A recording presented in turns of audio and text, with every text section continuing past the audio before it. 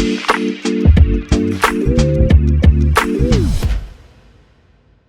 right, we're back here on the Chase Homes podcast, taping this on a Wednesday afternoon. A first-timer, Cheesehead TV. You've seen him for years and years because he is one of the best Packers content creators, I guess is what we're going to go with. Because writing, video, everything, Twitter, all that good stuff, you know him. Aaron Nagler is here. Aaron, good afternoon, sir. How are you? I'm doing well. Thanks so much for having me, Chase. Excited to chat it up with you. I hope you're ready. We're only going to be talking about Jesse Bates and Richie Grant in the secondary for the Falcons. Naturally, of course. What else will we be talking about? I don't know. We're bringing dudes out of retirement from the Bears. Like, everything's coming up in Atlanta right now. It's pretty nice. Everyone wants to jump on board. Does that mean? Obviously. Yeah, I mean, look, that's what you want to do. No, we're going to be talking about the Packers because they've been in the news of late, Aaron. A little bit. A little bit in the news. I want to first ask you, are you excited about turning the page once and for all on Aaron Rodgers? Yeah, man. I mean, yes. The short answer is yes. Look, it's not because anybody is ungrateful or unhappy or any of those things when it comes to the time that, Packers fans have spent for the past 10 plus years watching Aaron Rodgers as their quarterback, but it is time. And it has been time. And when you're continually butting your head up against the wall in the playoffs, at some point you reach a point of frustration. And I think we reached that point 2 years ago, and we've kind of been playing it out since then. And I think most Packers fans, not all Packers fans, of course it's not everybody, but I think most Packers fans are ready for that page to turn. And this, of course, the way this is going down with Aaron's appearance on McAfee and still not having closure on the trade to the Jets, it's perfectly in line with everything else that we've been going through when it comes to Aaron Rodgers and his relationship with the Packers, basically since he dropped that bomb on draft night, a couple years ago with Schefter's tweet.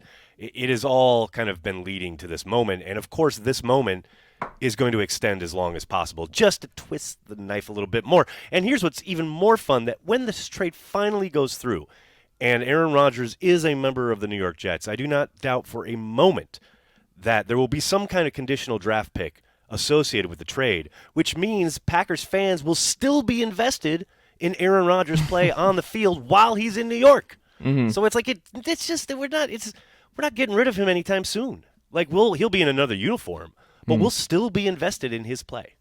Can't wait. It's got to be weird, though, right? Because, I mean, me being a Falcons guy, like Matt Ryan exited the building this past year, and we don't have to relitigate why it went unceremoniously for Matt Ryan here in Atlanta. But he was it's out. Kind of crazy why, isn't it? It was crazy why. 1,000% crazy. The whole pursuit of Deshaun Watson is kind of insane to me, but I hear you. Right. But it was also, like, Falcons fans saw it. The writing was on the wall. Like, we were nearing the end. Like, it was getting to the point where he's holding the ball. He's taking a lot of bad sacks. The talent around him is just not what it was in 2018, 2017. Like, it was time. Much better way to handle it than the way the Falcons did. Yeah. That being said, you kind of take for granted, like, I'm 31 now, and I was thinking about it last offseason where the Falcons have basically had a 1-year blip of Byron Leftwich and Joey Harrington squish between my entire Atlanta Falcons life with Michael Vick, a very brief blip, and then Matt Ryan. So you've only had stability here. And then you have the Chiefs who were wandering in the wilderness for 30 years until they ended up with Patrick Mahomes.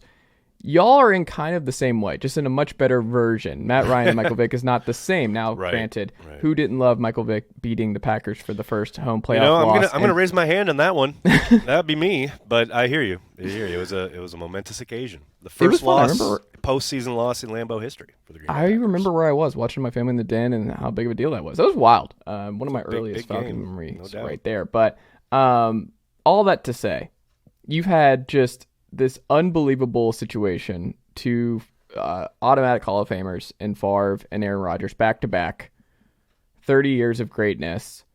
Do you believe in your heart of hearts that it's realistic to expect them to go 3 for 3 and Jordan Love is the next 10 to 15-year answer? Or do you think there's a possibility the Packers are going to be wandering the wilderness and Packer fans need to be prepared to kind of just be not where the Bears are? I don't want to see the Bears are. No, I hear you. Yeah. But that's now in play, and that has not been in play. No question. Your adult life, man. Is that not weird to think about? Well, yeah, I'm much older than you are, sir. So my adult life, you're correct. That's what I was saying. I went adult life there, yeah. But, this was all formed. The fire was forged when I was a young man, and I watched guys like Randy Wright and David Whitehurst. So I've been in the wilderness. I know, and I remember. But I will say, yeah, is that in play? Sure. Are the odds incredibly long that Jordan is another great? Yeah, of course. Those odds are insanely long, right? But look, unlike a lot of the teams that have wandered the wilderness, so to speak, the Packers have planned. The whole selection of Jordan Love is an outlier against how most teams operate, right? They did it when they drafted Aaron, and they did it when they drafted Jordan. And that's not to say that Jordan's going to come in and be Aaron or anywhere near as good as he is.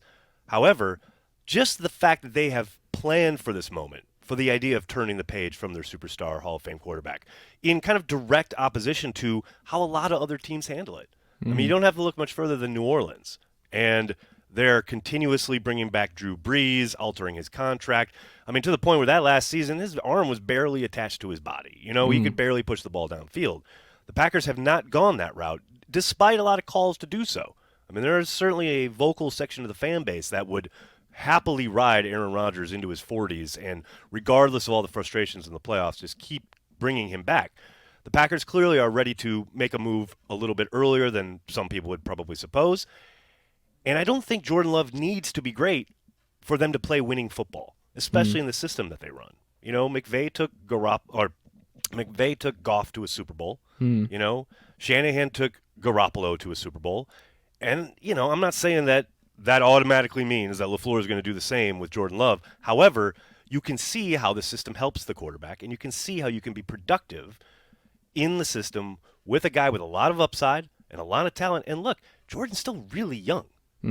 Like, he's still on par with some of the guys who are going to be drafted this year, age-wise. So, yeah, is it a big change? No doubt. Is the possibility of the Packers entering the quarterback wilderness a very real thing? Absolutely. But I think the Packers have put the young man in a pretty good position. They've developed him for the last 3 years. He's gotten better every single year. I'm excited. I'm excited for the possibilities with Jordan Love and what the offense might look like going forward. What's the biggest case for optimism that the Packers rebound? Last year was a blip, and they win the NFC North next year. Well, a lot of their guys internally got to play better. I mean, I don't think there's any doubt. And, of course, the big kind of looming question is, can Joe Barry get the defense playing consistently? And I think part of it Why was he brought back? Well, because Matt LaFleur wants to kind of engender a whole lot more kind of continuity on his staff. He's had turnover pretty much every year that he's been in town. Now, some of that is guys going on and getting new gigs. Some of that has been moving on from, a few disappointing special teams coordinators. But, I think at some point you reach a point as a coach where you're like, I can't keep firing people every year. And I think Matt did think there are certainly green shoots when you look at the defense. I mean, look at their performance against Minnesota in Lambeau Field. There's a number of other games. Funnily enough, there are 2 games against Detroit, a team that scored 30 points on basically everybody except for the Packers, who held them down both games. It's like there are green shoots there that you can point to if you are Matt LaFleur and say, okay, I can see there's a way forward here. They just have to be more consistent. And to that point, how I began the answer to this question, their guys internally have to play better. You saw way too many people take either steps back or not reach their potential. Starting Eric Stokes had a great rookie year, really disappointing second season prior to getting hurt.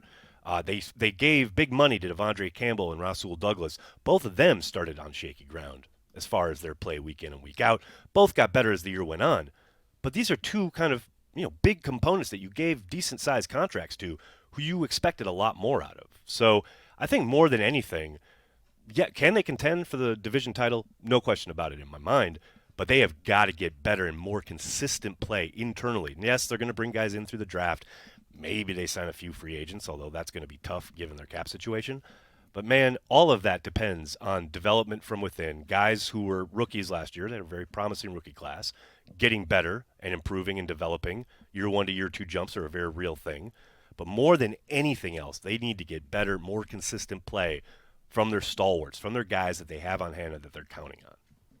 The biggest reason they won't bounce back and win the NFC North next year is what?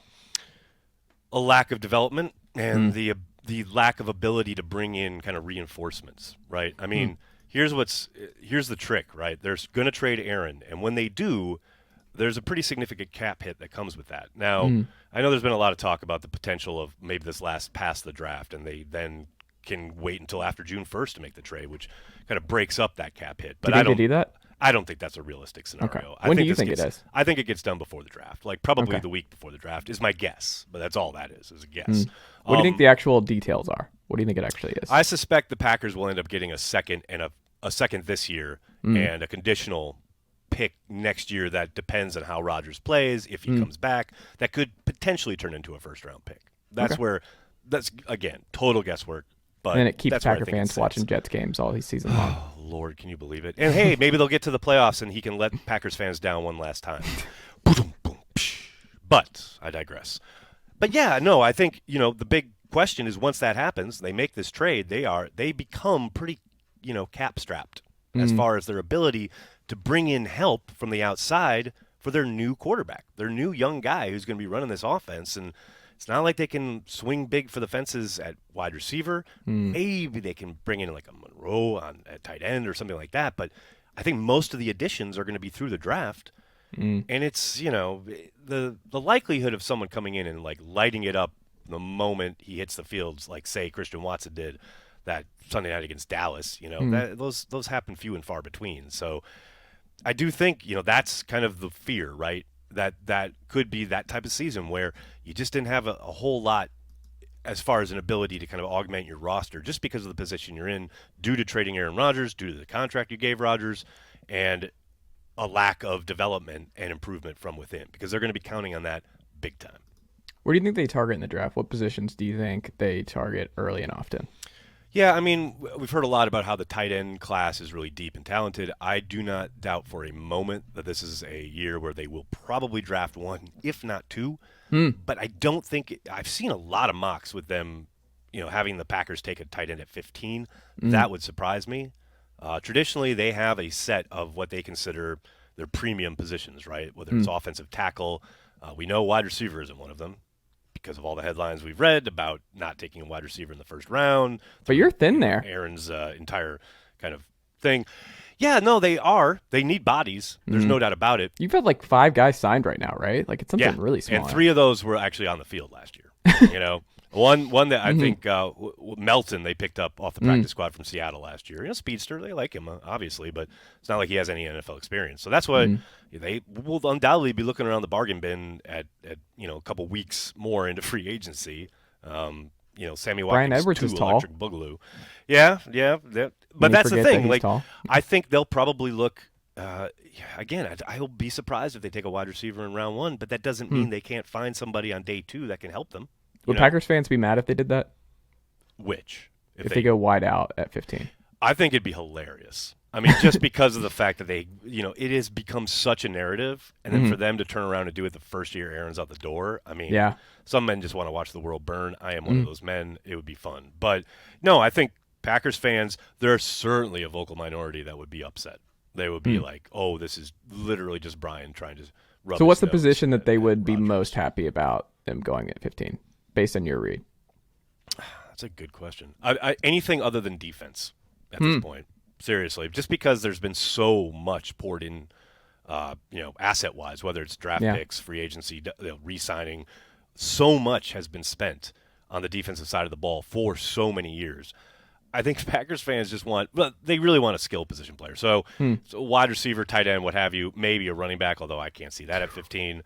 But, yeah, I suspect most people are probably expecting an offensive tackle, maybe a safety, just because they can't help themselves and they definitely need help at the position. And it's not like this class is very deep, so you probably have to grab one early if you're looking to augment there.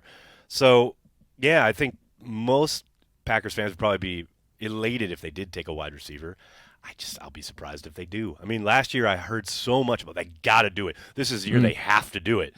And at Cheesehead TV and a couple other places, we kept saying, like, I'm not going to be surprised if they don't touch wide receiver until day 2, and that turned out to be the case. So they got a good player there. They did. And what's funny is they got Christian Watson, and they tried to get him on day 1. They tried to trade with the Vikings for the final pick in the first round, and the Vikings didn't want to give him that fifth-year option. So, but they ended up getting him anyway. I'm curious. I mean, then you have the Quay Walker stuff. Are they just like, hey, is everyone just out on Quay after what happened? No. People are back in. Okay. I think, there was definitely disappointment. Mm-hmm. There's, certainly a learning moment there for the young man. But I think most Packers, not all, again, can't paint with a wide brush, but I think most people understand, he did definitely get caught up, definitely let his emotions get the better of him. And it's certainly something that you would hope the young man has thought about throughout the offseason and is going to work on. You don't see that being very in a better often. headspace, man. I mean, yeah. I can't remember. I don't think I've ever seen, and I'm 49 years on this planet, been watching football since I was 3. I don't think I've ever seen a dude thrown out of 2 NFL games in one season. Yeah. Ever in my life. So, and it's not like they were insanely violent hits or anything. It's not like he was like incredibly malicious with something. I don't think the guy's a bad dude. Yeah. But he made some really dumb mistakes. For sure. Here's the watch the world burn one for you. What if they took a quarterback at 15? I'm going to tell you, it wouldn't shock me. Mm-hmm. I'd be a bit surprised just because I do think they're sold on Jordan. I think they love Jordan. But that said, I do think they're going to take a quarterback in this draft class. Yeah. If for no other reason, then I can't imagine with the precious few caps dollars they have at their disposal, I don't think they want to utilize those on some veteran backup for a guy who essentially you're hoping sits on the sideline all year. They feel like a Jake Hayner team to me. Possible. It's funny. I wouldn't be surprised if Brian went the same route Ted did the first year that Aaron was a starter. They took 2 quarterbacks. They took Braum in the 2nd and Matt Flynn in the 7th, and Flynn ended up winning out. But I think that's probably the way they go, and it makes a world of sense given that you are kind of starting anew. You're going to probably have a very different way of working on offense as far as the construction of the offense, what the quarterback is being asked to do. And so why not get a couple young guys to keep developing behind Jordan? Hopefully, eventually you flip one. I mean, that'd be great. I mean, we saw Ron Wolf do that throughout Favre's tenure. But, yeah, I just don't think a veteran backup makes a world of sense, but you need a backup, right? So why not draft one? And it's also, I feel like that's a kind of appetizing spot if you're a backup, like you're a veteran backup, because it's like, are you certain that Jordan Love? It's kind of like the Niners situation a year ago, where it's like, yeah, Jimmy, you're like, oh man, this kind of sucks. I'm like, does it really suck for Jimmy though? Yeah. Are you sure? Like Trey Lance, are we like dead certain that that's going to be a thing? And I think that's the same thing with Jordan. Is like if you're a pretty solid vet and you think, I mean, that's just one of those where you can see yourself on the field. There's an opportunity. Yeah, there's a potential for an opportunity there. There's no question about it. Because look, I mean, who knows? Jordan has looked better every year he stepped on the football field. But man, it's all different once you're the starter. Yeah. Once you got teams, in the lab trying to draw up ways to take advantage of your weaknesses week after week after week. It's not, not everybody rises to that occasion. Not everybody kind of overcomes that. And we'll see with Jordan. No doubt about it. Last thing for you. Something I wonder about with teams where it's like, are you sure? Like something I feel like Jags fans have to worry about. It's like, oh man, we got the guy, Trevor Lawrence. He's capital H him. Right. Trent Baalke's still running that organization right now. And you're like... That's a fact I had forgotten until I saw him on NFL Network during the Combine. And I was like, oh, that's right. Like, he's running the Jags. So you're like, this is a positive, but you're also like, are we sure we want him rebuilding? Sure we're headed in the right direction? Yeah, are we sure outside of Lawrence? Right. And then if you're the Packers, because like there's always been the... I love them for so many different reasons. One of which is like, I still don't know who's like... Who are you talking to when you really want answers for the Packers? And you're like, who are we really going to? Is it Murphy? Is it Gutekunst? Like, we've never seen them do a full rebuild before. Like, this is a totally different scenario. Ted Thompson's not in the building anymore. Like, I'm curious, has he shown enough to this point, both through the draft and through free agency, through the way he approaches trades, that, like, if Jordan doesn't work out and Jordan's just bad, and it's like, okay, we're just bad. The Lions go 13-4. Right. They're the kings of the NFC North now. Justin Fields pops, and he looks like a top 7, top 5 quarterback next year. And you're like, all right, well. Suddenly the tables have turned, right? Right. Yeah. And he's now in charge of a rebuild. Has he shown enough that you're like, yeah, I think he can navigate us, and he's the right guy to get us through a rebuild? Yeah, it's interesting. I know there's been a lot of talk about Brian and his ability as a general manager after Pat McAfee popped off on his show about Brian a couple days ago. I will say this. It's funny you mentioned Mark Murphy and Brian Gutekunst and the power structure, right? Because things did change when Brian was given this job, because Brian interviewed for Ted's job and then was hired for a very different position as far as Mark putting himself at the top of the football operations. Now the general manager, coach, and the cap guy all answer to him. So when it comes to the construction of the roster, that is Brian, 100% Brian. But when it comes to Aaron Rodgers, that is all of them. And that's what I think a lot of people on the outside maybe aren't aware of or what have you, or why is Mark Murphy talking, blah, blah, blah. Well, Mark is the head of football, and Aaron Rodgers is Aaron Rodgers and the face of your franchise. And, of course, he's involved in that decision. The other decision that you got to talk about here is the decision Mark made when he gave all three of those guys contract extensions last year. And Brian, Matt, and Russ Ball, the contract guru, they're all under contract for 5 years. Now, they've had their first year, and that was obviously a disappointment in the 8-9 finish, don't make the playoffs. But you got to think a lot of that kind of faith and the idea of giving them those contracts was about, okay, we know at some point, probably next year, we're going to turn this page, and that it is going to be Jordan's team, and these are the guys I want leading this team. Mark Murphy, by the bylaws of the Packers, has to retire in 2 years. I don't see a scenario. Yes, even Wait, what do you mean by the bylaws? What is that? Is that a lot of people don't know this. I have no idea. This is fascinating. As the only publicly owned team, they have a lot of kind of intricate, like very unique avenues and things and rules, like the stock sale and things like that. One of the things in the bylaws of the Packers is that the president and CEO has to retire at the age of 70, and that's 2 years away from Mark Murphy. So really? He has signed them to 5-year contract extensions. Now 4 years remaining. He has to retire in 2 years. And I can't imagine a scenario outside of like a complete bottoming out where they win 3 or 4 games, right? Where there's any serious talk about moving on from Brian and Matt and Russ. Now, could it happen? Sure. And I think context is big here as far as, okay, say they start slow, but man, by the end of the season, they're the proverbial team no one wants to face. Well, then obviously things are headed in the right direction, right? Or at least they would seem to be. If they start gangbusters and they come out and Jordan Love looks awesome, but then teams start to figure them out and they fall apart and they miss the playoffs again, then I think rumblings begin. But again, the person who would have to pull that trigger would be Mark Murphy, and then he'd be a year away from retirement. So I think, there's a long way of answering your question, but I think given that context, again, I think Brian is a good general manager. I think the entire kind of fulcrum of his legacy hinges on Jordan Love. I don't think there's any question there. But yeah, as far as like building a roster, getting the right pieces, yes, I think Brian can do everything necessary. But none of that is going to matter if Jordan stinks out loud. You know what I mean? If they have to move on, if something happens and they've got to find another quarterback, is the next president and CEO going to have that faith in Brian?